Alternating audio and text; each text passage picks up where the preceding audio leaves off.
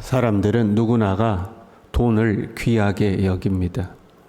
귀하게 여기니까 또 좋아하기도 하죠.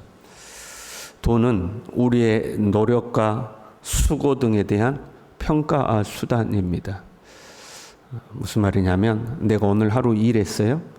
그러면 내 시간을 들이고 내 재능을 들이고 내 몸을 들여서 일했잖아요. 내가 수고한 것에 대한 평가를 뭘로 해줘요? 돈으로 하는 거죠. 내 기술이 뛰어나고 내 능력이 좋으면 더 많은 돈을 나에게 주는 거고, 내가 일해 놓은 것이 형편없으면 조금 주는 거고, 돈으로서 그걸 평가하죠. 그러면 우리는 그 돈을 내 자신의 가치를 그 돈에 저장하는 저장 수단이 되는 거죠. 더 나아가서 그 돈은 교환 수단이 되기도 합니다. 내가 오늘 수고했어요. 내 수고의 대가로 돈을 받았어요. 그러면 그 돈을 가지고 내가 필요한 내 삶의 물건과 교환하는 거죠. 물건을 사기도 하고 또는 그걸로 나의 편안함과 안락함을 또 사기도 하죠. 그래서 그 돈으로 그걸 교환하며 우리는 살아가요. 그러니까 돈이 중요한 거죠. 이 돈이라는 것은요, 내 시간과 재능을 들여서 거기에 대한 대가로 돈을 받는 거잖아요. 사람은 시간의 한계 속에 살기 때문에 시간이 곧 생명이거든요. 오늘 시간이 지나가면 내 생명이 점점 사라지는 거죠. 그러니까 내 생명과 맞바꾼 거거든요. 내 시간을 들여서 일을 하고 거기에 대한 대가로 돈을 받는 거기 때문에 이 물질이라는 것은 내 생명과 맞바꾼 겁니다. 그래서 사람들은 돈을 굉장히 귀하게 여겨요. 돈에 굉장히 민감하죠. 귀하니까 민감한 거죠. 교회 안에서도 이 돈에 대해서 민감해요. 성도들에게 헌금에 대한 이야기를 한다거나 돈에 대한 이야기를 하면 부담을 갖는 사람들도 있고, 심한 사람은 거부 반응을 일으키기도 하고 민감하게 돈에 반응하는 거죠. 이 돈을요, 내가 돈을 벌었어요. 그리고 이 돈을 이제 사용하게 되는데 이것을 어디에다 사용하는가, 그것이 내 삶의 목적과 내 삶의 가치가 어디에 있는지를 이제 보여줍니다. 그러잖아요. 돈은 교환 수단이라고 그랬으니까 내가 가지고 있는 이 돈을 무엇과 교환하는가. 근데 그 돈은 얼마만큼 중요해요? 내 생명과 바꿔서 돈을 받은 거잖아요. 근데 그걸 무엇과 교환하는가를 보면 그 사람이 삶에 있어서 목적이 어디에 있고 또 무엇을 중요하게 여기는지 그걸 생각할 수가 있죠. 돈을 가지고 맨날 먹고 마시는 데만 막 써요. 그럼 그 사람은 인생에 있어서 뭘 중요하게 여겨요? 먹고 마시는 거 중요하게 여긴다 이 말이에요. 돈을 가지고 이 사람은 선교하는 데 막 써요. 그럼 이 사람은 뭘 중요하게 여기는 사람이요? 복음 전파를 중요하게 여기는 사람이 되는 거죠. 그 돈은 교환 수단인데, 교환 수단이어야 돈 그 자체를 사랑하는 것. 돈으로 뭔가를 교환해야 되는데 그 돈 자체를 사랑하는 것. 돈 자체가 목적이 되어버리는 거죠. 돈을 가지고 뭘 교환해야 되는데 돈 자체가 목적이 되어버리는 것이 타락이라고 그랬어요. 돈을 사랑함이 일만하게 뿌리가 된다 할 때 그 의미가 그거였죠. 돈을 교환 수단으로 쓰지 않고 잠시 저장했다가 뭔가 교환 수단으로 써야 되는데 그 돈 버는 것 자체가 목적이에요. 그래서 돈을 쌓아두게 되는 거죠. 그러면 이 어리석은 부자야, 오늘 밤 내 영혼을 도로 취하리니 네 것이 되겠느냐. 돈 자체를 쌓아두는 거, 그게 이제 타락인 거죠. 우리는요, 하나님 앞에 섰을 때에 물질을 어디에 사용했는가에 대해서 평가를 받는 거예요. 물질을 어디에 사용했는가, 그 의미는 내 생명을 어디에 사용했는가, 이제 그런 의미가 되는 거예요. 그렇잖아요. 내 생명을 들여서 돈을 벌었고 그 돈을 어디에 쓰느냐, 곧 내 생명을 어디에 쓰느냐가 되는 거예요. 그래서 그 물질을 어디에 쓰느냐에 대해서 하나님 앞에 평가를 받게 돼 있죠. 내가 하나님과의 관계에 있어서 물질을 어떻게 하나님 앞에 사용하느냐, 이것이 하나님과 나와의 관계를 의미하는 거예요. 우리는 중요한 데다 물질을 쓰잖아요. 내가 하나님 앞에 물질을 귀하게 쓰면 하나님을 귀하게 여기는 거고, 하나님 뭐 절대 그러면 하나님을 귀하게 여기지 않게 되는 거죠. 엄밀하게 말해서요, 우리는 청직이죠. 내 생명도 하나님이 주신 거잖아요. 그 생명과 물질을 맞바꿔서 우리는 살아가는 거니까 우리는 청직이거든요. 내 생명까지도 하나님의 것이니까 나의 모든 것은 다 하나님의 것이. 그래서 우리는 하나님이 기뻐하시는 곳에 내 생명도 내 물질도 사용할 수 있어야 되죠. 마지막 날에 거기에 대해서 하나님 앞에 평가를 받죠. 5달란트 받은 자, 2달란트 받은 자, 1달란트 받은 자가 주인 앞에서 평가를 받았던 것처럼 우리도 하나님 앞에 평가를 받게 되어 있죠.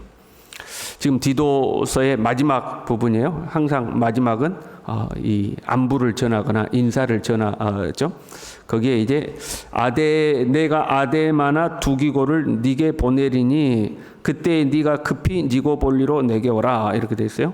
아데마하고 두기고를 내가 너한테 보낼 테니까 너는 니고볼리로 네가 와라. 이제 내가 니고볼리에서 너하고 만나겠다, 그런 말이에요. 이 아데마는 이 디도서에만 등장한 사람이에요.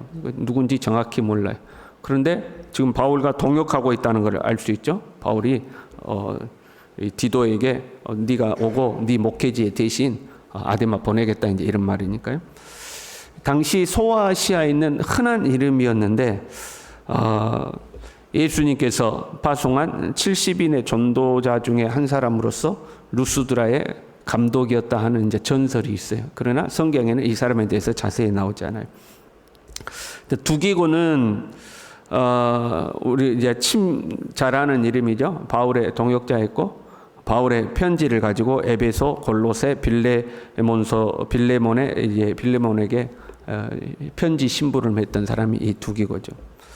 그래서 이 두기고는 나중에 에베소로 디모데를 대신해서 에베소로 보내지고, 이 아데마가 이 그레데로 이제 파송이 되는 거죠. 그리고 이제 디도는 니고볼리로 오라, 이제 이거예요. 이 니고볼리는 겨울을 보내기에 좋은 도시였다고 그래요. 쇠약해진 몸으로 겨울을 보낼 처소로 이제 니고볼리를 정해놓고 디도야 네가 이쪽으로 와라 하고 하는 거죠. 그 다음에 이제 13절에 보면 율법교사 세나와 및 아볼로를 급히 먼저 보내어 그들로 부족함이 없게 하고, 세나나 아볼로를 먼저 보내라는 거예요.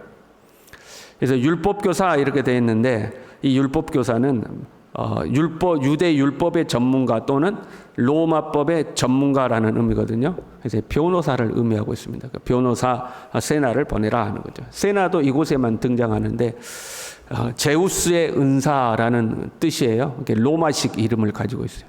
이제 이방 출신의 그리스도인으로서 변호사였던 이제 사람인 거죠. 아볼로는 우리가 잘 아는 사람이죠. 성경과 말씀에 능하였던 자죠. 그들을 디도 너도 니고볼리로 나에게 와라. 그런데 네 앞서 누구를 보내라? 세나와 아볼로를 네 앞서 나에게 보내라. 이제 그런 의미예요. 근데 그들을 보내는 데 있어서 그들로 부족함이 없게 하라, 이렇게 돼 있어요. 무슨 의미냐면 전도자를 파송함에 있어서 그들의 경비와 생활에 관련된 것들이 부족함이 없도록 잘 챙겨서 보내라, 그런 의미예요. 급히 먼저 보내어 그들로 부족함이 없게 하고, 이렇게 되어 있거든요. 이 급히다는 단어는 서둘러 또는 급면하게, 그런 말이에요. 서둘러, 급면하게. 먼저 보내어거나 앞서 보내다라는 말이 있는데 공급하여 보내다, 그런 의미가 있어요. 정확한 의미로 보면 서둘러서 잘 준비해서 부족함이 없이 잘 챙겨서 보내라, 그런 의미예요. 세나와 아볼로를 먼저 보내는 데 있어서 잘 서둘러서 빨리빨리 잘 챙겨가지고 부족함이 없이 잘 챙겨가지고 그들을 보내라, 그런 의미인 거죠. 전도자를 파송함에 있어서 그 경비와 생활비가 부족함이 없이 챙겨보내라, 그런 말씀이에요. 그리고 14절에요. 또 우리 사람들도 열매 없는 자가 되지 않게 하기 위하여 필요한 것을 준비하는 좋은 일에 힘쓰기를 배우게 하라. 성도들에게 그걸 가르치라는 거예요. 필요한 것을 준비하는 좋은 일에 힘쓰기를 가르쳐라. 그러니까 복음 전도자가 떠날 때에 그들의 필요를 공급하는 일에 성도들이 힘쓸 수 있도록 그것을 가르쳐라.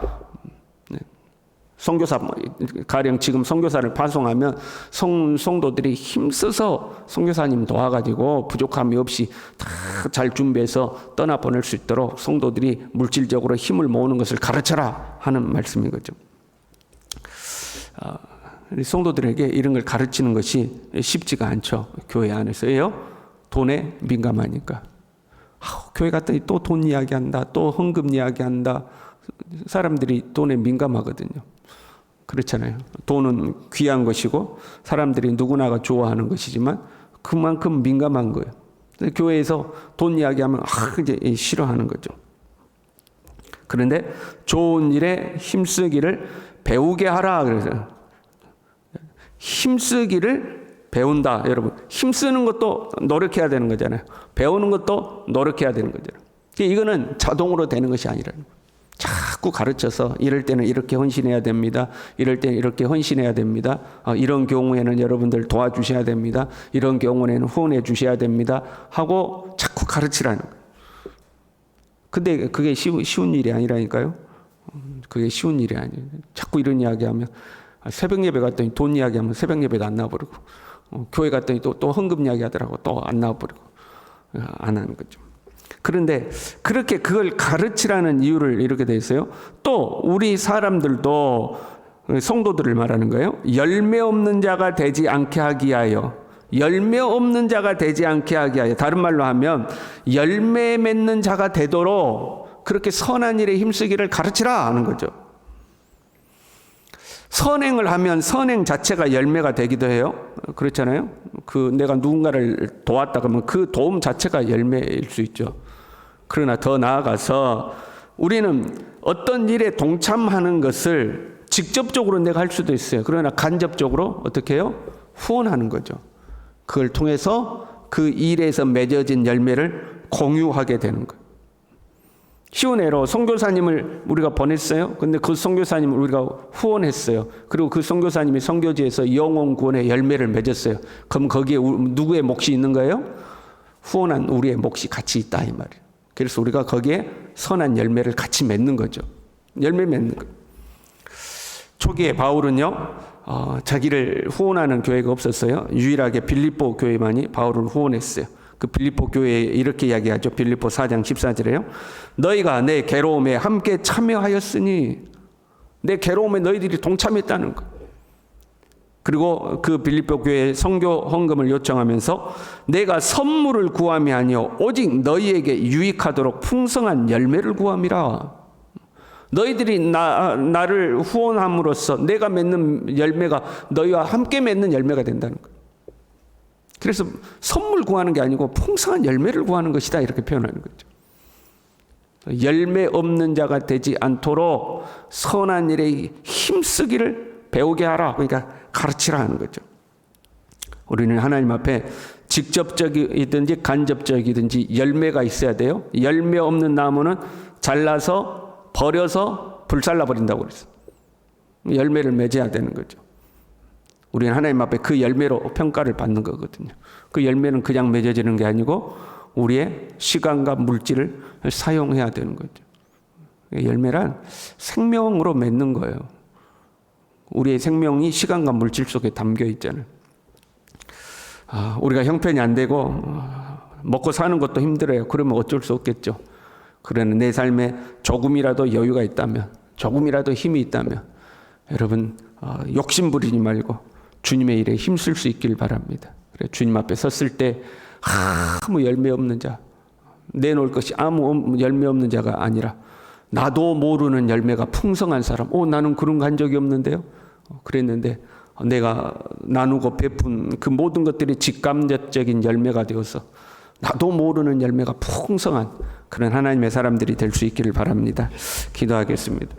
하나님 아버지, 세상이 물질을 최고로 여겨서 물질을 움켜쥐고 물질 때문에 다투고 물질에 매여 사는 시대를 우리는 살아가고 있습니다. 하나님 아버지, 잠깐일 뿐이요 먼지와 안개처럼 사라져버리는 것들임을 다시 한번 기억하고 우리에게 맡기신 우리의 생명과 우리의 모든 소유를 통하여서 하나님의 나라를 위하여 헌신하고 주님 앞에 풍성한 열매를 맺는 하나님의 사람들이 될 수 있도록 우리 모두를 붙들어 주시옵소서. 예수님의 이름으로 기도 올리옵나이다. 아멘.